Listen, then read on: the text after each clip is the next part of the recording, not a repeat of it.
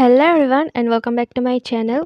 Episode की starting में येन शिया से मिलने आती है और शिया से माफ़ी मांगती है, पर शिया येन से गुस्सा नहीं थी। येन शिया की बेबी यानी शेन को गोद में लेती है और उसे एक गोल्ड ब्रेसलेट गिफ्ट करती है। येन शिया से प्रॉमिस करती है यूएस में डिवोर्स केस खत्म होने के बाद वो अपनी लाइफ अच्छे से बिताएगी। नेक्स्ट सीन में जियन कैम्प से घर आता है तो उसके मॉम और डैड दोनों ही जियन को कहने लगते हैं कि चेन की 1 मंथ बर्थडे सेलिब्रेशन पर हम उसे देखना चाहते हैं, पर जियन इरिटेट होकर रूम चला जाता है। नेक्स्ट डे जियन और मिसेस सिउ मिसेस वांग से मिलने आते हैं। वो दोनों चेन को देखने आए थे। जियन कहता है शिया और चेन कुछ दिनों के लिए उनके घर चले, पर मिसेस वांग नहीं मानती। मिसेस सिउ उन्हें बहुत मनाती है। मिसेस वांग कहती है सच कहूँ शिया ने अपनी एक सेंसिबल टाइम यहाँ पे बिताई है, क्योंकि उसकी सास अपनी बेटी के केयर करने में बिजी थी। उसने अपने बहू की हेल्थ और उसके न्यूबॉर्न बेबी के बारे में नहीं सोचा। मिसेस यू भी अपनी गलती मानती है। तभी नैनी चेन को बाहर ले आती है।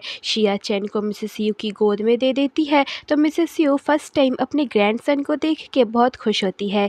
जियन शिया को अकेले में बात करने के लिए कहता है तो शिया उसे अंदर लेके जाती है। जियन कहता है क्या तुम मुझे ब्लेम करना बंद करोगी? शिया कहती है किसके लिए? तुमने मुझे मरने के लिए छोड़ दिया, इसके लिए? ये कह के शिया रोने लगती है तो जियन पीछे से आके उसे हक करता है। दोनों ही रोने लगते हैं। शिया उन सब मोमेंट को याद करती है कि डिलीवरी में प्रॉब्लम हो गई थी तो मेरा ऑपरेशन ज़रूरी था, पर फॉर्म में साइन करने के लिए भी मेरे साथ कोई नहीं था, वो भी मुझे ही करना पड़ा। जियन शियन से सॉरी कहता है और उसका हाथ पकड़ के खुद को ही मारने लगता है। शिया जियन को जोर से पिंच करती है पर जियन सह लेता है और फाइनली शिया स्माइल करती है और दोनों के बीच में सब कुछ ठीक हो जाता है। शिया अपनी मॉम से बात करती है अपने घर जाने के लिए, पर मिसेस वांग साफ मना कर देती है क्योंकि उस घर में चेन ठीक से बड़ा नहीं हो पाएगा। तो दोनों डिसाइड करते हैं कि शिया यही रहेगी। अब जियन अपनी मॉम से बात करता है तो मिसेस यू बहुत ही ज़्यादा गुस्सा होती है कि वो अपने ग्रैंडसन को नहीं पाल पाएगी, पर जियन कहता है आप ही पालोगी।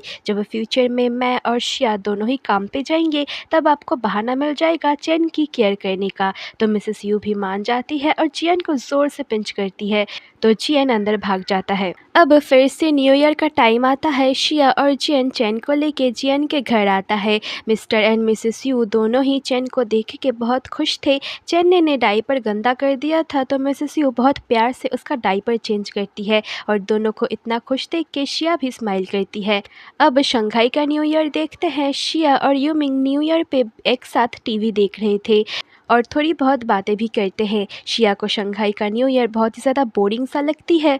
शिया कहती है मार्केटिंग डिपार्टमेंट में अभी कोई एचओडी नहीं है, मैं सोच रही हूँ कि मैं ट्राई करूँ। यूमिंग कहता है अपने सही अपॉर्चुनिटी आने का वेट करो। इन दोनों की बातों से पता चलता है यूमिंग अभी भी कोई जॉब नहीं कर रहा, पर वो शिया के साथ बहुत खुश है। दोनों न्यू ईयर सेलिब्रेट करते हैं और किस करते हैं। अब इसके बाद शिया और यूमिंग अपनी लाइफ बहुत एंजॉय करते हैं। एक रात लूसी और शिया मिलते हैं एलन के क्लब में। पता चलता है लूसी और टिम की शादी होने वाली है। लूसी शिया को वेडिंग कार्ड देती है। वेडिंग मालदीव्स में होने वाली थी। लूसी शिया से पूछती है क्या होगा अगर यूमिंग ने तुमसे शादी नहीं की तो? शिया पूछती है ऐसे क्यों बोल रही हो? लूसी कहती है शायद यूमिंग को शादी से डर लगता है, उसका एज भी ज़्यादा हो गया है। एलन भी उनकी बात सुन रहा था। तभी टिम लूसी को कॉल करता है तो लूसी को जाना पड़ता है। अब एलन शिया को कहता है तुम सोच में डूबी हो, क्योंकि लूसी की बातों में पॉइंट और लॉजिक दोनों था।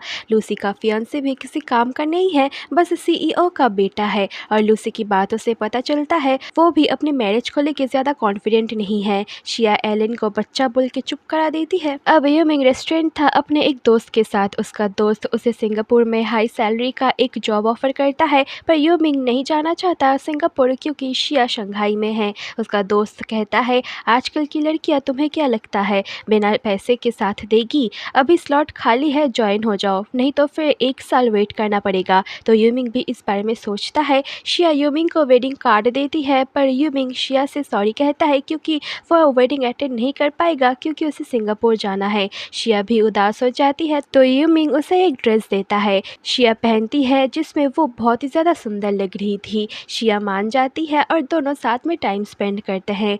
दोनों अब वेडिंग गिफ्ट लेने आते हैं जहाँ पर शिया को एक रिंग बहुत ही ज़्यादा पसंद आता है। रात को जब यूमिंग बल्ब ठीक कर रहा था तब शिया यूमिंग से कहती है चलो शादी कर ले, पर यूमिंग उसकी बात नहीं सुनता। फिर जब वो शिया से पूछता है कि तुमने अभी क्या कहा, तो शिया कुछ नहीं कहती और लूसी की बातों को सोचने लगती है। तभी मेगा यूमिंग को कॉल करती है तो यूमिंग उससे बात करने लगता है। अब रिलेशन में दिखाते हैं शिया काम पे जाना चाहती थी, इसीलिए वो चैन को संभालने के लिए नैनी ढूंढ रही थी। पर अभी तक जियान को प्रॉब्लम था शिया के जॉब पे जाने से, पर वो ज़्यादा बात नहीं बढ़ा था और चला जाता है।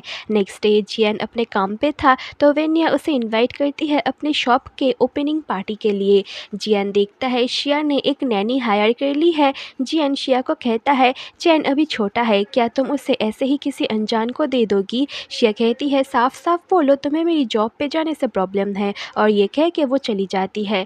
जियान अब वेनिया के पार्टी में आता है और सब मिलकर ड्रिंक करने लगते हैं। इधर शिया बेबी को संभालती है, इधर जियान मजे कर रहा था। जियान अब बाहर बैठता है, वेनिया उसके पास आती है तो जियान उससे पूछता है क्या लड़कियों को अपना सपना पूरा करने के लिए काम पर जाना ज़रूरी है, वो घर पे रहे, बच्चे संभाले, बच्चों को बड़ा करे, और क्यों बाहर की स्ट्रेसफुल लाइफ में जाना। तो वेनिया समझ जाती है यहाँ पे कि जियान शिया के बारे में बोल रहा। वेनिया अब जियान को अच्छे से समझाती है कि वुमेंस का काम करना कितना ज़रूरी है उनके लिए, उनके परिवार के लिए, उनके बच्चे के लिए। तो जियान भी समझ जाता है और यहीं पर एपिसोड 16 एंड हो जाता है। होप कि आपको वीडियो अच्छी लगी हो, सब प्लीज़ वीडियो को लाइक करके चैनल को सब्सक्राइब कर देना। मिलते हो आपसे जल्दी नेक्स्ट पार्ट में, तब तक के लिए बाय बाय।